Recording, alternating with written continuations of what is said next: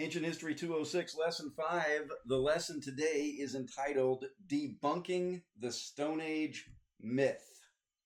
I don't usually like to be aggressive in my disagreements with other historians, but, you'll see as we go through this, I try really hard to maintain a good sense of humor about it, but I find the approach to archaeological discoveries of stone tools and stone communities and this incredible mythological timeline of several million, if not hundreds of millions of years, depending on the historian you're talking to, getting man from the first time we thought, oh, I could pick up a rock and use it as a tool, to where we said, I could use this rock to dig far enough to get some ore out of the ground and maybe make some bronze. The idea that mankind is intellectually slow enough to need millions of years to make that progress is insulting and debasing to man made in the image of God. So I will try not to be overly sarcastic in my presentation, but I asked you guys to read from Breasted, Ancient Times, A History of the Early World, which I do think is one of the greatest history books ever written. But I asked you to read his chapter on early mankind. And in that chapter, you got to hear what you might call the modern scientific explanation of Stone Age history. Today I'm going to give you a biblical historian's view of the Stone Age. What is the real early Stone Age?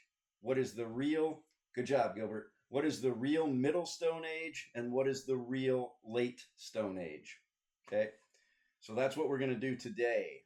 So, why are you doing that to me? Okay. Every time I click in another one of my screens, and I currently have 3 of them open, every time I click in another screen, it takes whatever I'm sharing with you away. It's just the wonders of modern technology. All right, so here is the Stone Age according to most modern historians. You have the early Stone Age, known as the Paleolithic Age, that lasted for at least tens of thousands, if not millions, and if not tens or hundreds of millions, depending on who you're talking to. You have the Middle Stone Age, or the Mesolithic Stone Age, that lasted for between 5 and 20,000 to some, or others say as much as 200,000 years. And then you have the New Stone Age that would have begun roughly 7,000 years ago and ended roughly 4,000 years ago, according to many modern historians. So we can look at that on a world timeline, and you have to understand that when you're looking at this Paleolithic early Stone Age, they're not actually talking about human beings, okay? They're going to define a human being as a Homo sapien, but they're going to tell you that it was not Homo sapiens who were the first hominid species to use stone tools. And so what they're essentially going to tell you is that in the lines of progression of evolution from mankind from one species to another, somewhere along the evolutionary trail, we began to pick up rocks and use them as tools and weapons, and we got more sophisticated with those tools over time. And as the brain developed of the species from one generation of hominid species to the next, we became more and more adept at using these tools. And the evidence that they will use for this is they will say, well, How else can you explain how we went from being as smart as a monkey to as smart as a man? And so uh, they will they will essentially interpret history through the lens of their philosophical worldview. It's also important to notice that it is a philosophy. It wasn't until the early 1900s that natural philosophy, which was the philosophy of eminent scholars like Charles Darwin, natural philosophy came to be known as natural science in the early 20th century. 1700s, the 1600s, 1700s, and 1800s, it was called natural philosophy because they understood that it was a worldview. They did not teach it as science. So,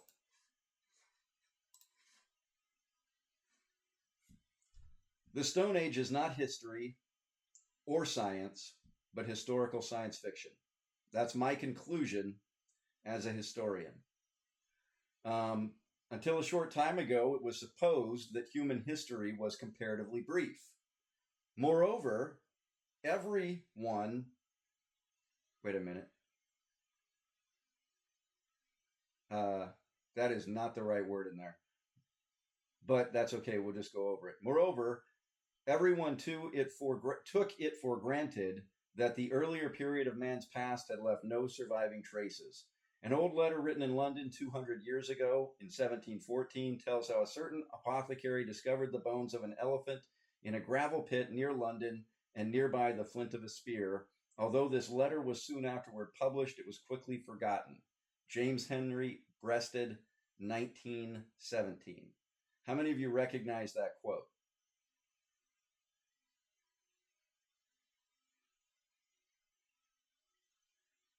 All right, that's okay.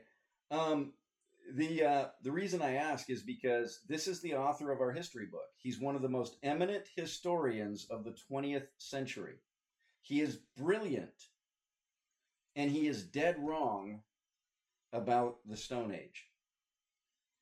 Ancient Times chapter 2 goes on to say, for over a century, similar discoveries, both in England and on the continent, meaning Europe, met with the same fate.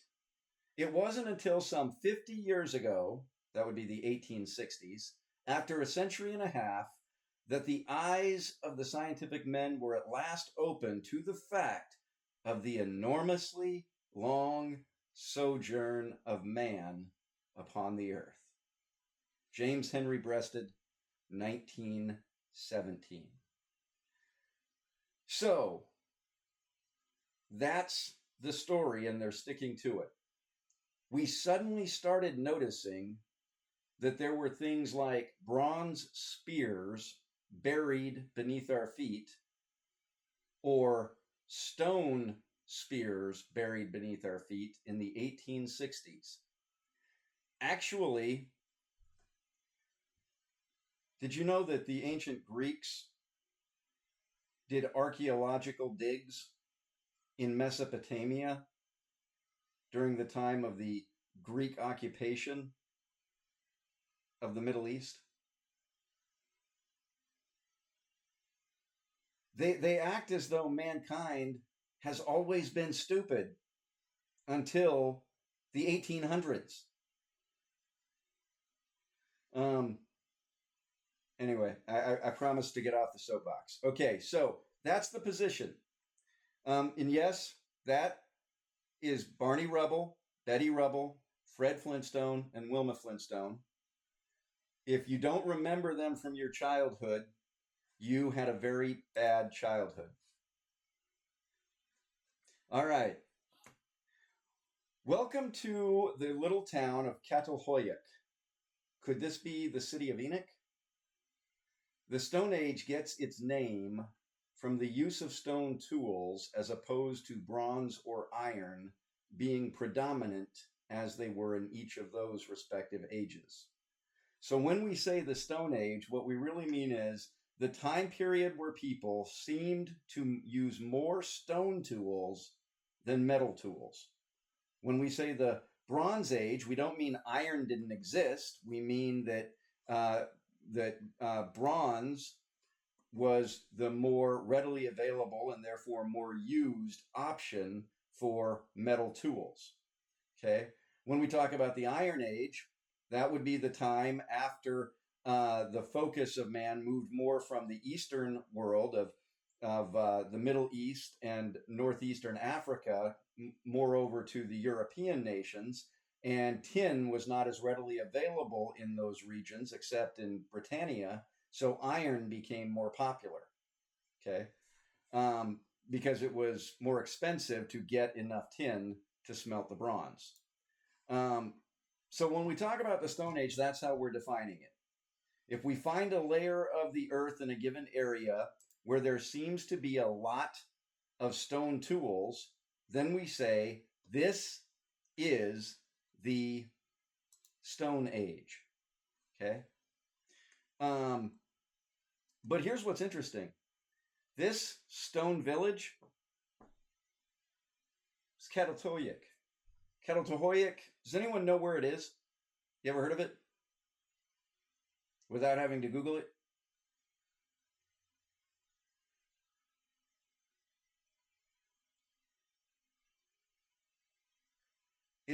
It's in Turkey. It's in Turkey. Yeah.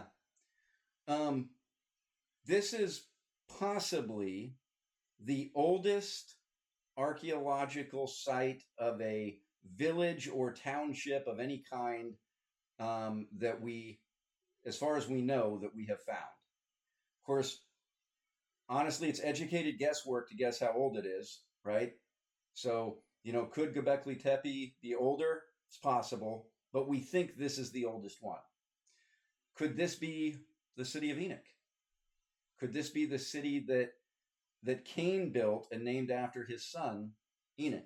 I don't know is the answer. You don't know either, so don't worry, it won't be on the test. But the point is, man, that's a pretty sophisticated looking city, especially if you were only using stone tools to build it with, right? I mean, that looks like it was just about carved out of rock. I don't know about you, but I'm not sure that I would have the patience, let alone the tools for that. So I think we should not presuppose ignorance and lack of ingenuity on the part of the ancient peoples of the world. This is Mesa Verde, Colorado. You can go there. It's not that far. I'm pretty sure that's not a natural rock formation. I mean, call me crazy, but that doesn't look to me like the work of beavers, right?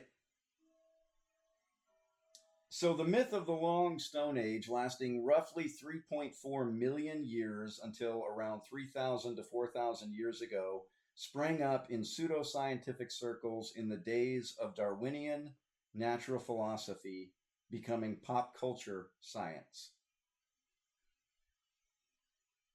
Once you create the theory of macroevolution, then you have to explain what was man doing for all those millions of years before 6,000 years ago, when suddenly a light bulb went off and we figured out that we could use our opposable thumbs to hold tools and build things.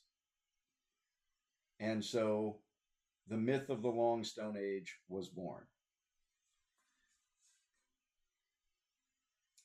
The real early Stone Age is recorded in Genesis chapter 4. And Cain knew his wife, and she conceived and bare Enoch.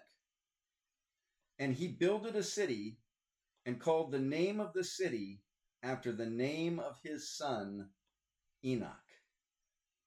And unto Enoch was born Irad, and Irad begat Mehujael, and Mehujael begat Methusael, and Methusael begat Lamech. And Lamech took unto him two wives. The name of the one was Adah, and the name of the other Zillah. And Adah bare Jabal. He was the father of such as dwell in tents, and of such as have cattle. And Adah bare Jabal.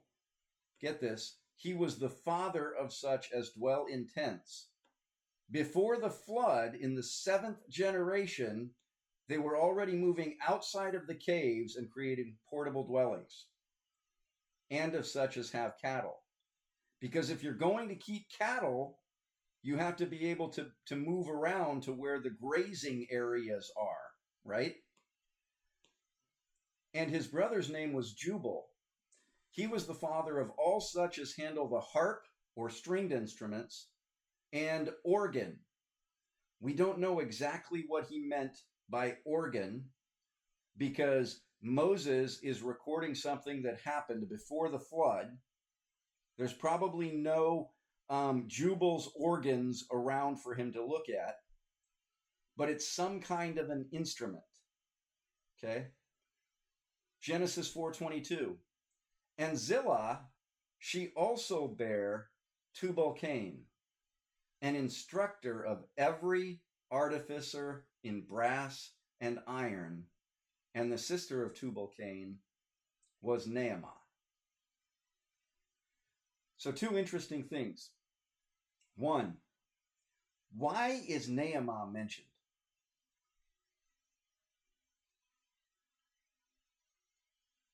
Anyone? Guesses? Suggestions? Naamah. Yeah. And the sister of Tubal-Cain was Naamah. No other information provided.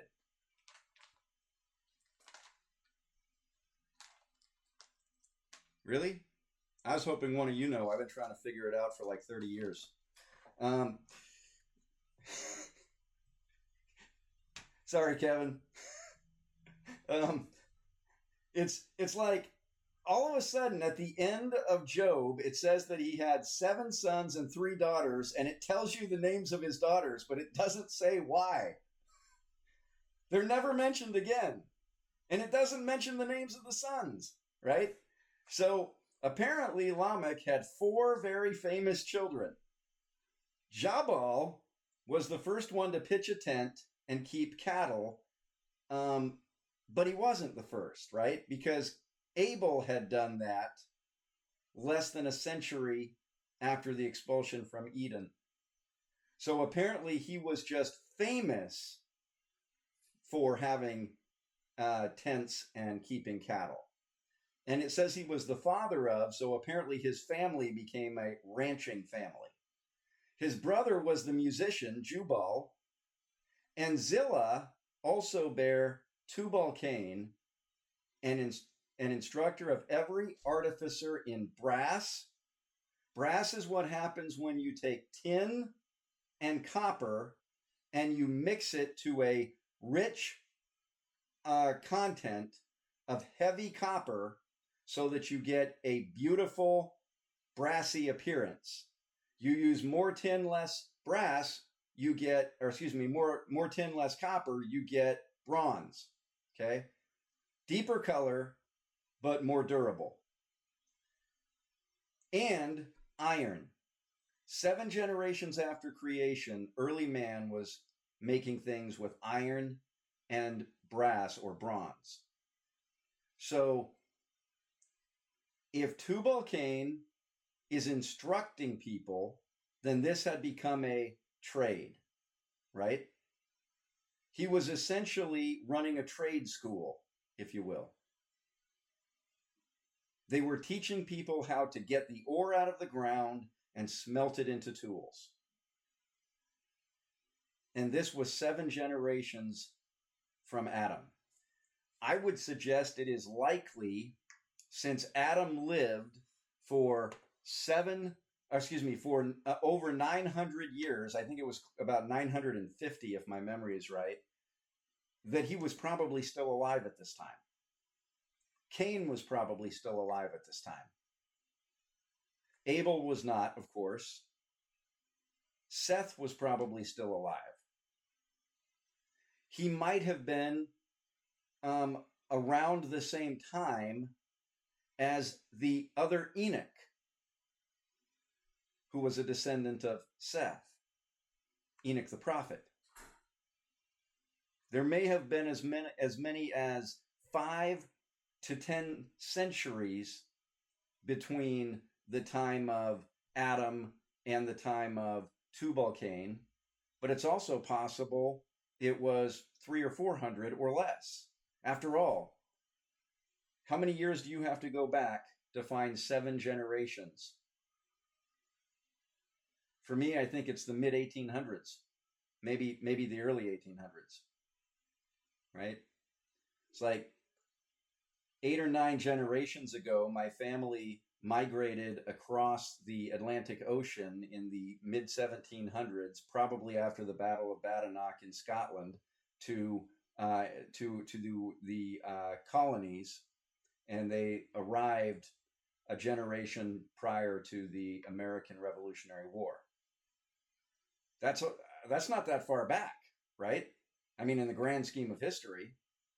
So very early man was already very advanced. The only reason to believe otherwise is if you just don't want to accept the Bible as history.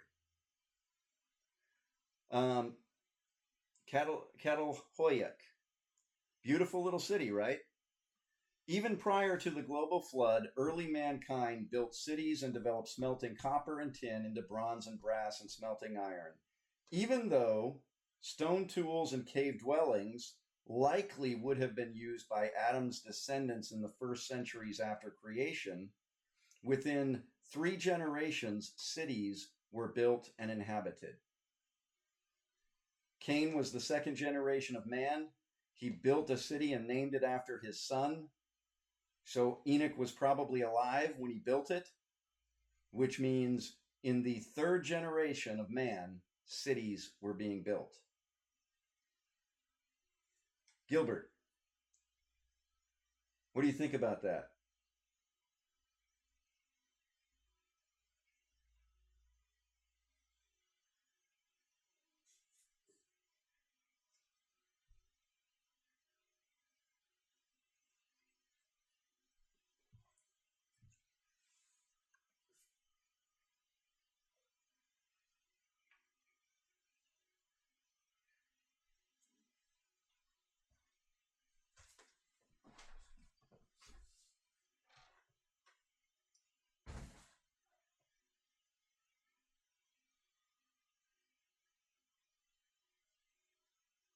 Could be.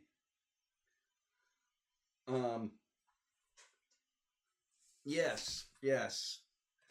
Well, that's a good question. I mean, I I think there are lots of interesting things that we can try to come up with for how did how did early man develop the idea of using um, stone tools in the first place, right?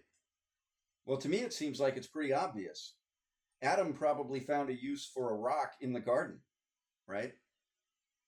I mean, how old were you the first time you picked up a rock and used it like a hammer? Anybody besides me ever use one rock to try to break another rock?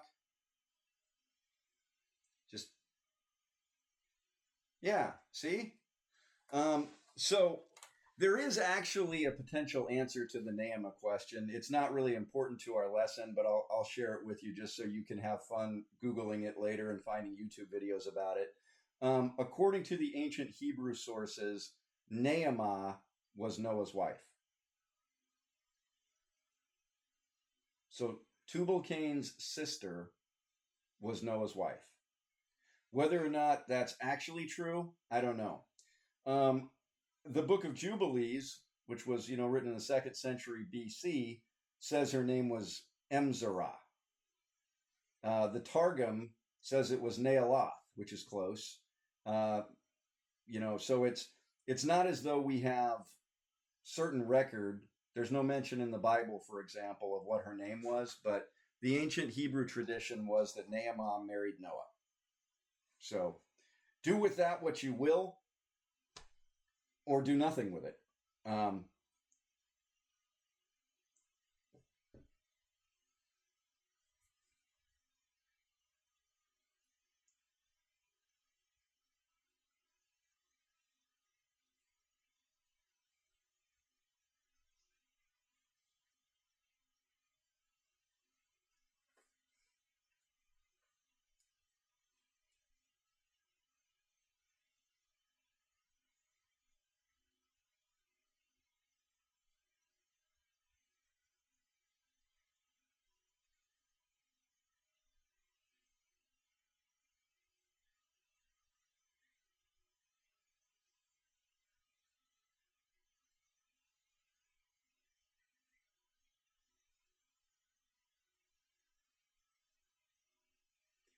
yeah, the curse was very fresh when Adam left the garden, right?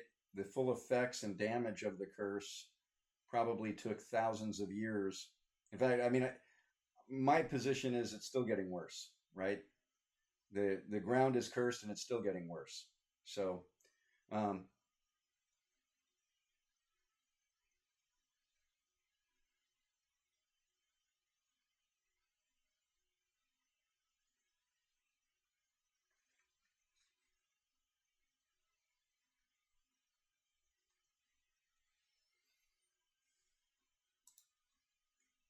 very good.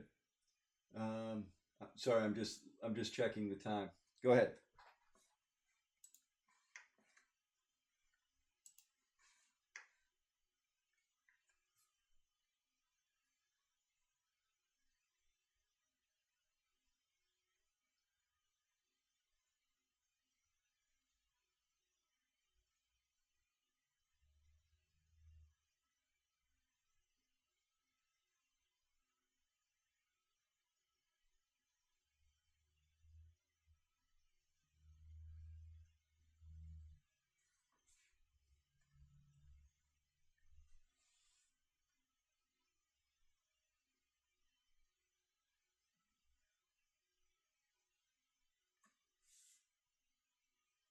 Right.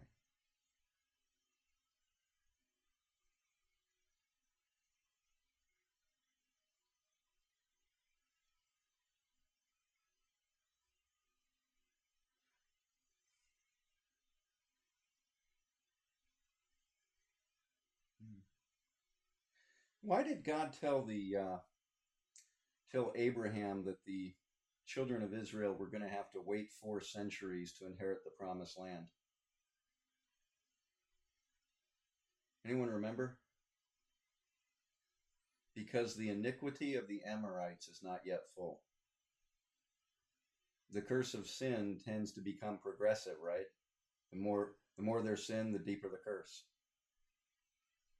Um, okay, so the real early Stone Age is the days between creation in and when the first tools of brass and iron would have been developed in the days of Tubal-Cain. Okay, so 300 years, 900 years, I don't know. I couldn't tell you for sure. But if Naamah's sister married Noah, if that is true, that would tell us that they probably got married somewhere um, in the, uh, you know, Noah was 500 years old when he had his kids. Somewhere in that 500 years, he got married, right? So, um, how old was Naamah? Was she older? Was she younger? I mean, if dudes were living to be 900 years old, you know, she could have been 800 and still looked pretty good, right? We don't know. But if Noah married,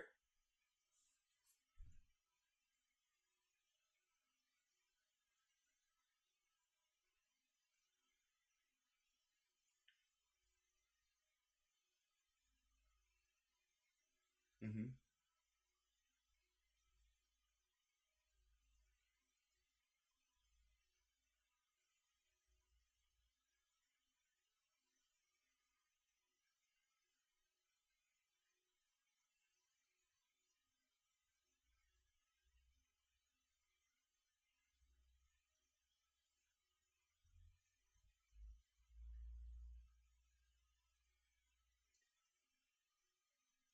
Yeah.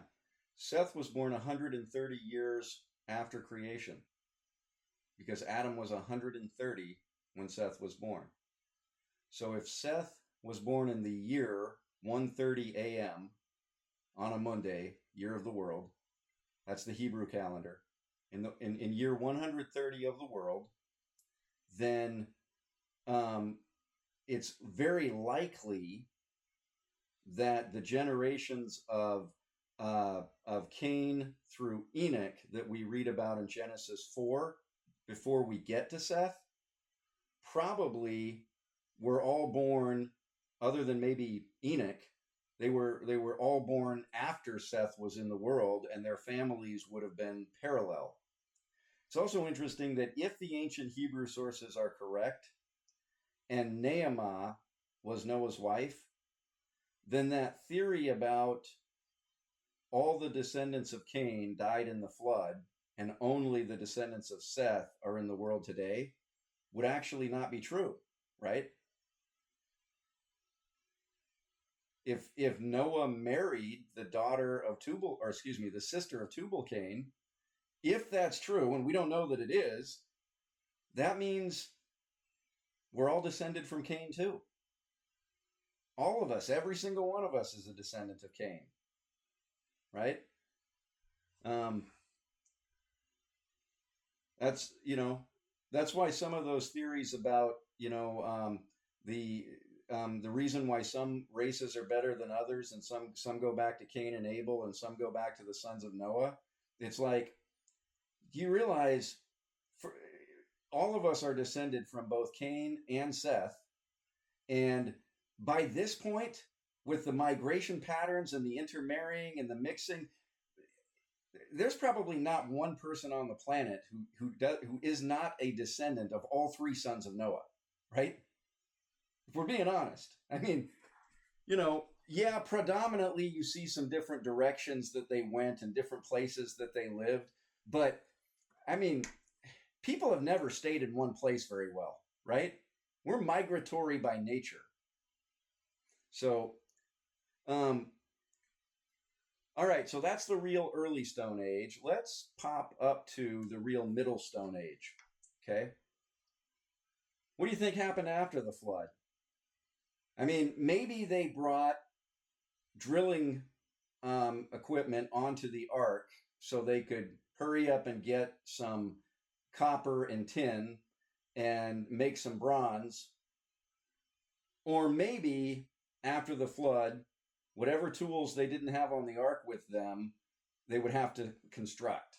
So first with stones and sticks until they could dig enough ores of copper, tin, and iron to make metal ones. They began to rebuild not only the human stock, but also human innovation and engineering. But remember, how long did Noah live before the flood? Anyone?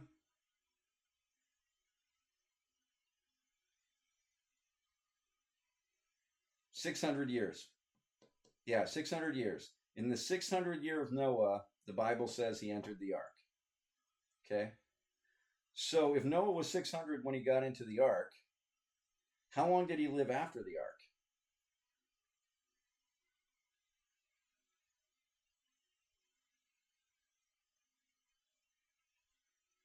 Yeah, I think it's 350, somewhere around 350. It was more than 300. So how much of the technology of the world before the flood could Noah have been a fairly good expert in 500 years? And consider this. What if Shem, Ham, and Japheth's mother was the sister of the guy who ran the school of how to make bronze and iron before the flood? What if that is true? You think she didn't know anything? Right? I mean, I don't know. Maybe she didn't know anything, but I'm just going to say this. I am not advocating, because I don't have enough information, for the theory that Noah married Naamah. I wish I had enough information. I will only say this. There has to be a reason God told Moses to write down that girl's name when no other woman is mentioned by name except somebody's wife. And that was only when there was a guy who had two wives and they were distinguishing between her kids and her kids, right? In Genesis 4, in that whole generation, that book of the generations of Cain, there is no mention of any woman by name without a specific reason for her name being mentioned.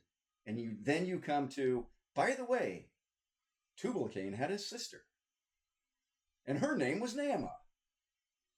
And that's it. It just stops, right? So that might be an indication that Naamah was important.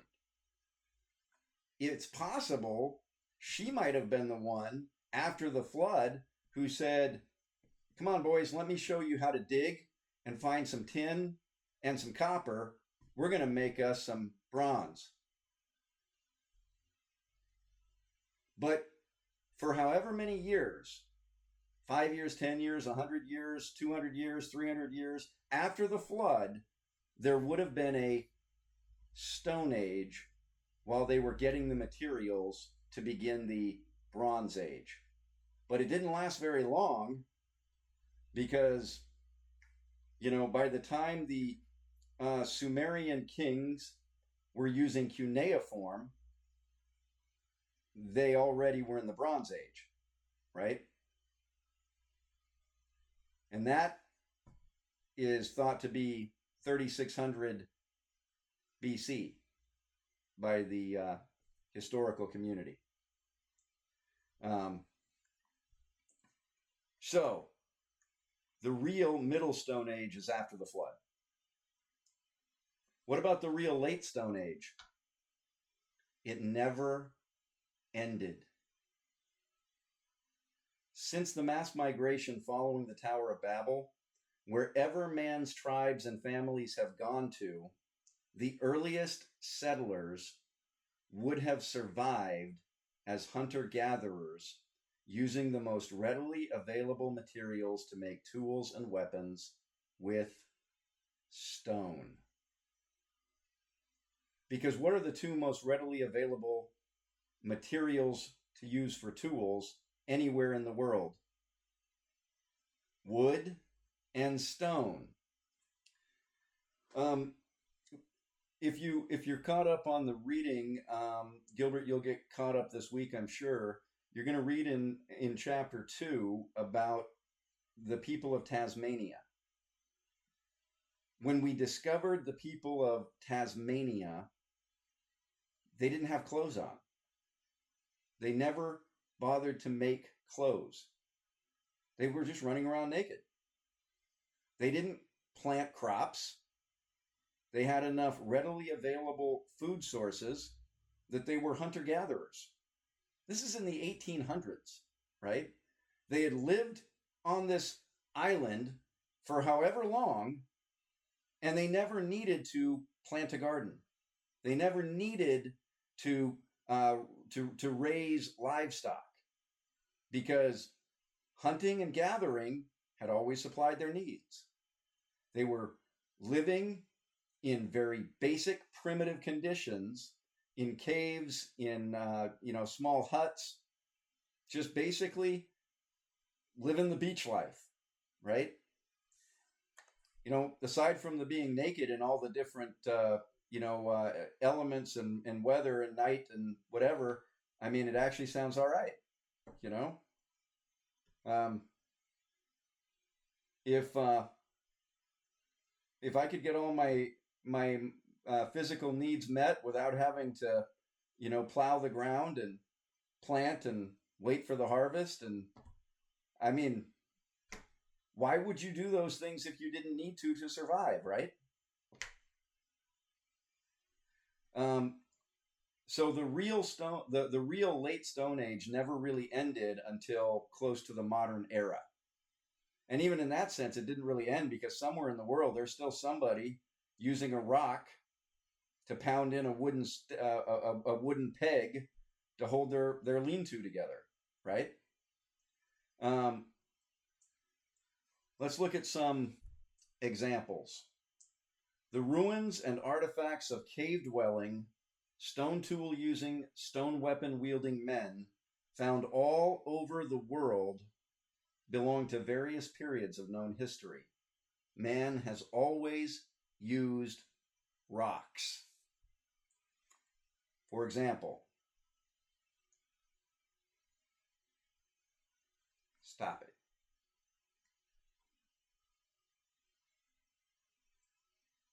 There. All right. Ilian Gubu, or as we say in the modern world, Derinkai in Turkey. Look closely. Those aren't just rocks. Those are rock houses. You see windows, you see little doors. I mean, this looks like something kind of out of an episode of the Flintstones. This cave city was inhabited possibly for thousands of years. But Xenophon of Athens made reference to this city in 370 AD, and he spoke of Anatolian people living in this stone city in his own time. The late Stone Age was still going on 2,300 years ago. But wait, there's more. Welcome to Petra. What's that?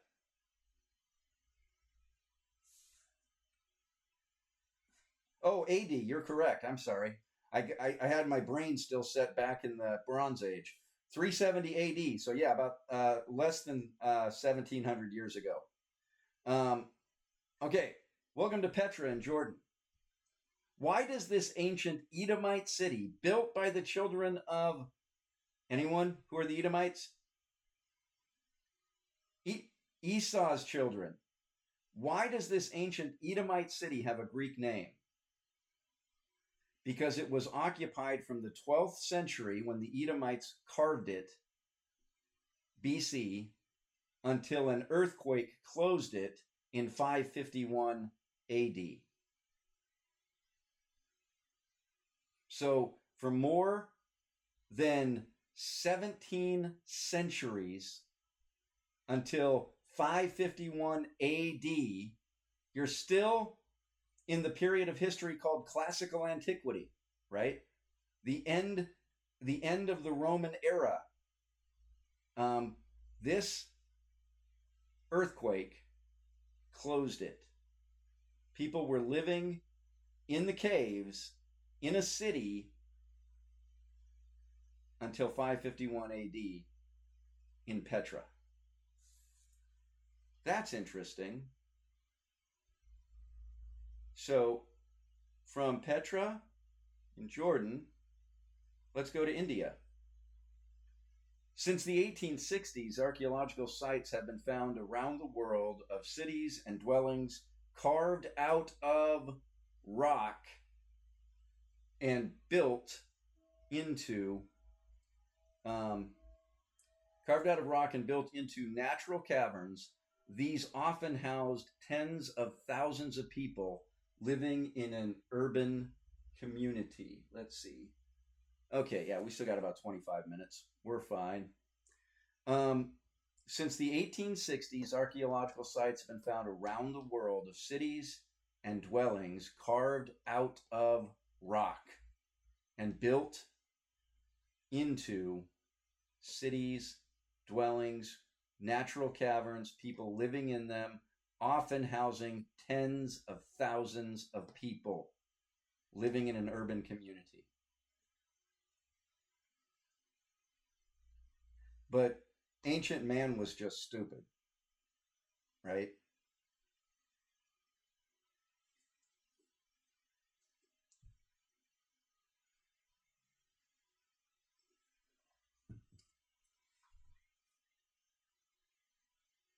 Yeah.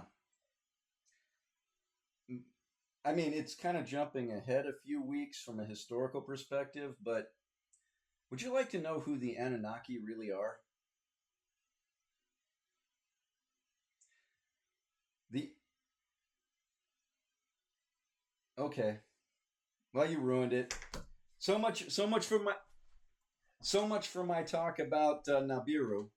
No, the Anunnaki simply refers to the god children, the demigod children, or the gods and goddesses who were the children of On and Enki, the ancient Sumerian god and goddess.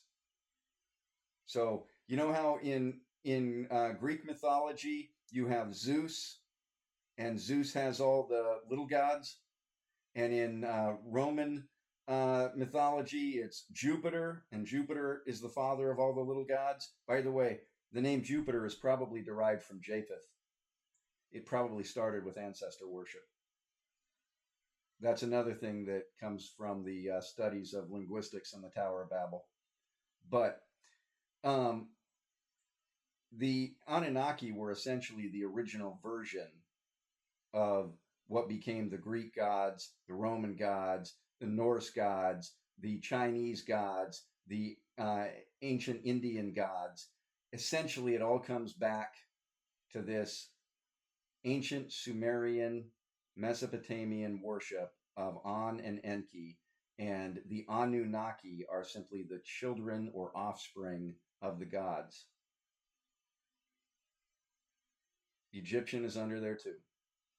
Yep. And I think, we're learning more and more that there's evidence in the archaeological records that Egypt and Mesopotamia, the cradles of civilization, right?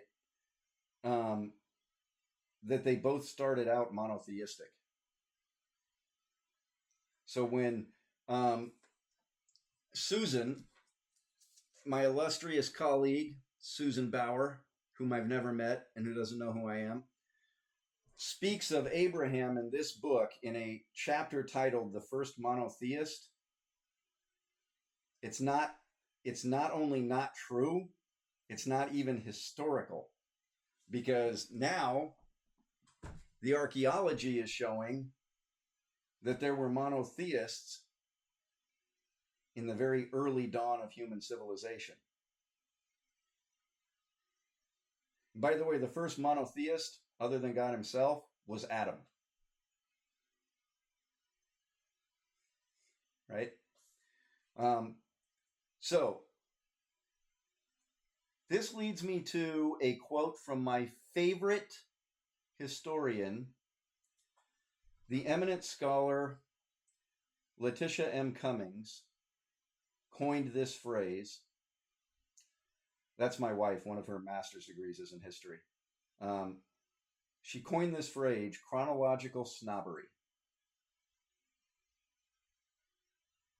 It is the persistent arrogance of modern man to presuppose that we are so much smarter than our primitive ancestors that causes a need to have millions of years of intellectual evolution before we figured out how to write, how to read, or how to engineer.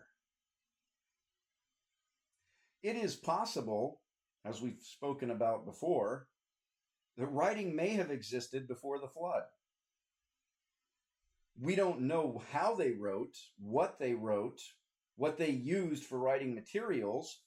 We're pretty sure that Enmerkar, one of the early kings of Sumer, was the first one to use what we call cuneiform, those little triangular shapes in the clay, that he took a clay tablet and made triangular marks as notations, and the cuneiform language developed from that.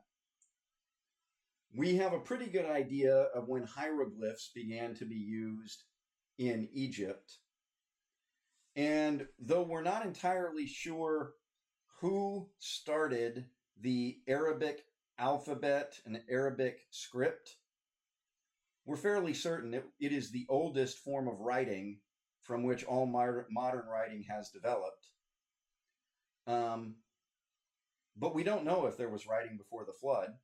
We don't know what language they would have spoken. Let me see if I can find it really fast. If you have one of these, somewhere on your shelf. This is a great book, by the way. The comment I'm about to make is not an insult. Every author I've ever read, including me, I have read and disagreed with. Right? I mean, I wrote this. I was going to show this to you guys yesterday, and I just got distracted. Can you read that? One blood. God's eternal purpose revealed through the nations of man. I wrote that little pamphlet in the early 2000s, maybe even the late 90s. Sometimes I open stuff like that and I'm like, man, this Cummings guy's an idiot. What was he thinking? He needed to go to school, right? So it's not shocking that Dr. Wilmington and I don't always agree, right? But Wilmington has a theory he espouses. He didn't create the theory, but he espouses it in his incredibly good book, Wilmington's Guide to the Bible. If you don't have a copy, you should get one. It's a great book. But this theory is, to me, completely without any basis in fact. That doesn't mean the theory can't be true. It's just there's no historical basis for it, okay?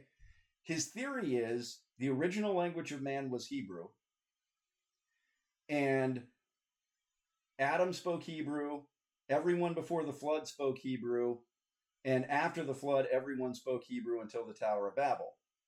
And Genesis was actually a compilation of Moses editing together groups of manuscripts. Some were written by God himself, some were written by Adam, some were written by Seth, some were written by Enoch, some were written by Noah, some were written by some were written by Shem, some were written by Abraham. It goes down the line, right? And that's why you see the 10 Toledeaths, which if you're in Old Testament survey, we're going to talk about this soon. The 10 Toledas of Genesis, the book of the generation of Adam, the generations of Cain, the generations of Seth, or of Adam beginning in 5:1, right? You see these Toledas because, according to this theory, they were all written in ancient Hebrew before the flood and edited together by Moses just after the Exodus. What's that? Yes. Yeah. Yeah.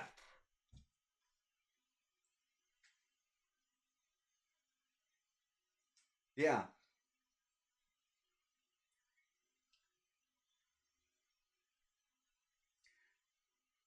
Yeah. So here's my response to that. I don't think it would be accurate to say that ancient Hebrew is the oldest language, but it's very clear that Hebrew, ancient Hebrew, and modern Hebrew is very closely related to Sumerian, to Akkadian, to Chaldean, to Arabic, and to the languages of the Canaanite tribes that were in Israel. It does seem that that region of the world had a common language out of which grew those other languages. Okay. But the Arabic script appears to be the oldest that we can find, and Hebrew is very close to it. They share a lot of the same letters. Okay. So I don't think there's enough evidence to say that Hebrew is the oldest language. I don't think there's enough evidence to disprove it. I just think it's an immaterial issue, right? Did Abram speak Sumerian or did he speak Hebrew? In Abraham's time, that was the same thing. But over time, the language is divided as the culture is divided, right? I mean, I'm sure that, if I asked you,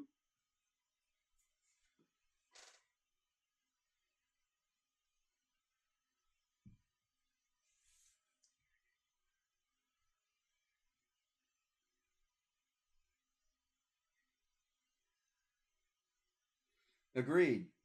Um, and there was so much trade between the Mesopotamian region and Egypt, and the highway between them, of course, ran through the Promised Land, um, that it's very likely that Pharaoh spoke Canaanite languages and Mesopotamian languages, or he had translators, or that Abraham spoke the Egyptian language. It's also possible, depending on where you put Abraham's lifetime, um, I think that one promising theory is that the earliest pharaonic dynasties might have actually been Mesopotamians. They may have.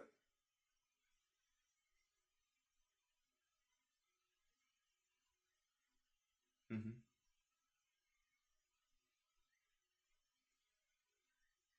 Right.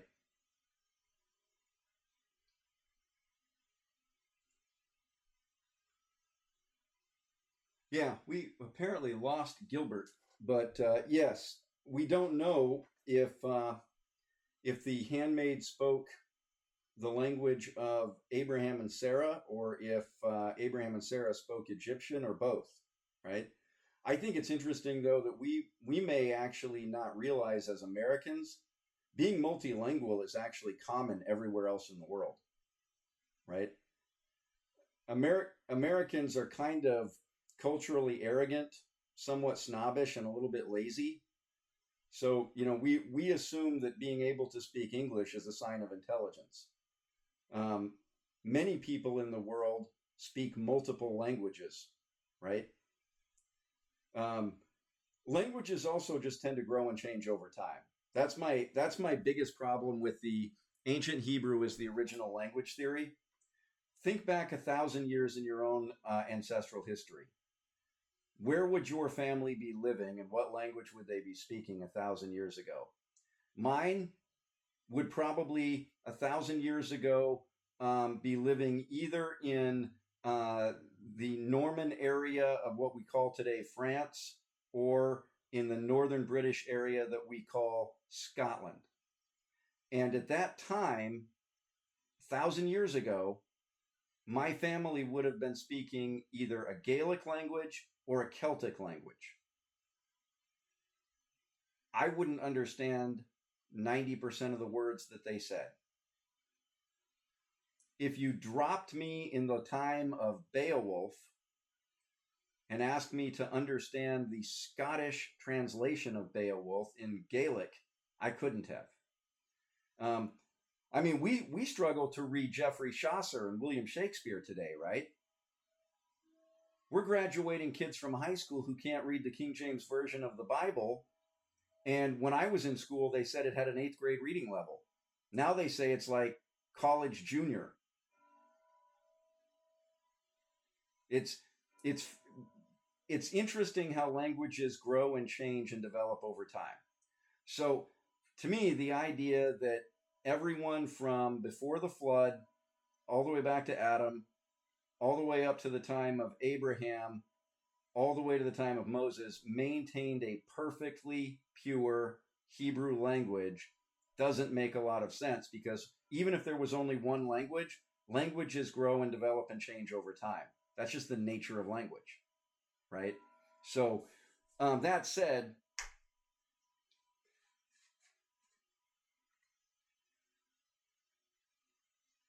right, since Moses.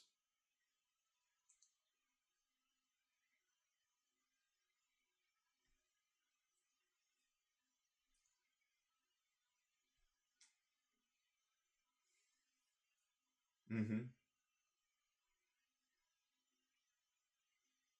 Yeah, and right, and the Hebrews that came from Eber, including Abram, would have spoken a slightly different language than the people just a few miles away from them in Elam, or ancient Persia. Um, you know, they had their own unique culture, and they had their own unique um, communication style. Um, but the point is, chronological snobbery is the reason that we assume you have to have millions of years for man to figure out how to tie a rock to a stick. So, what is the Stone Age? The early Stone Age is Genesis 4 and 5. The middle Stone Age is Genesis 10 and 11. The new Stone Age is concurrent with the Bronze Age and Stone Age together. The Bronze Age, and actually the Iron Age and part of classical antiquity. The Stone Age never really went away until the modern era, and even still you'll find people living in the Stone Age around the world in certain places. So, and with that, it's 11:03. We have 7 minutes. Do you have any questions or comments?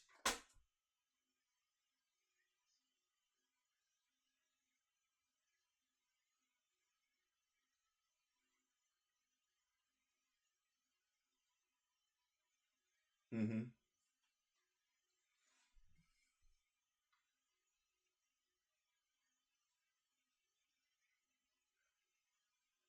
I think you could, right, I think you could say that. I mean, in the time of Herod the Great, there was recognition that a stone fortress was a good thing.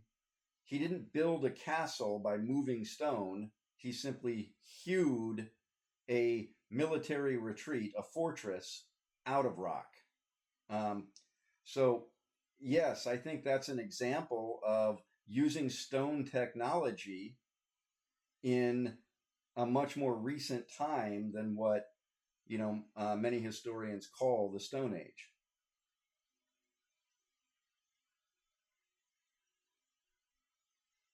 Yeah. Hmm. Well, actually, Petra is older, but it was inhabited longer. So yeah. So Kevin, oh, you were leaning forward to take a drink. I thought you were leaning forward to because you had something to say. All right.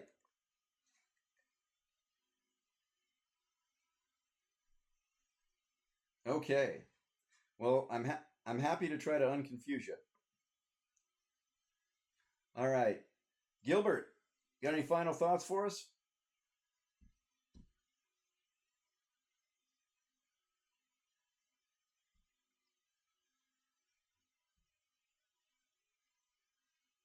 No problem. I was just wondering if you had any questions.